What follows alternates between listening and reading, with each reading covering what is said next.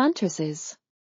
She set the tone in our classroom, Miss Irina Petrovna.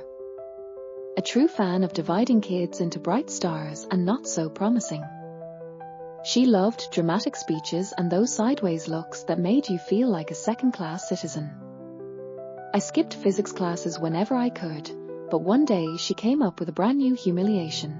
Raise your hand if your parents have a college degree. Well, my hand shot up all by itself, even though there was zero reason for it. And that's when my sweet little lie was born. On the sheet of paper, I proudly wrote, surgeons. Both. And just like that, I became the daughter of a surgical dynasty. Miss Irina circled around me in confusion. How could such a clueless student come from such golden hands?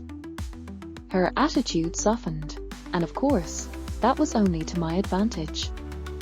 The real problem appeared when she decided she had to meet my mom. I stalled. Mom is in the operating room, Dad is on an international assignment. In reality, Dad was swabbing the deck on a cargo ship, but who cares about the truth, right? We came up with a solution. Instead of my parents, we sent Kuliar, my friend's uncle. An artist, a complete slacker, and the kind of guy whose only knowledge of scalpels came from drawing them. For my teacher, though, he was suddenly professor of surgery. The conversation took an unexpected turn. It turned out that Irina Petrovna's nephew had a serious liver condition.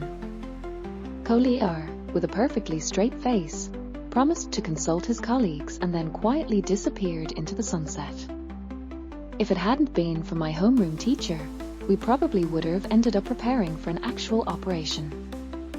But the truth finally caught up with me, at home. My mom threatened to rip my legs off without anesthesia. But she never did.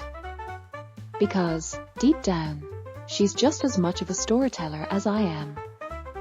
Have you ever lied so much that you actually started believing in your own family dynasty? Subscribe so you don't miss the next story. Who knows, maybe we'll operate on your imagination next time.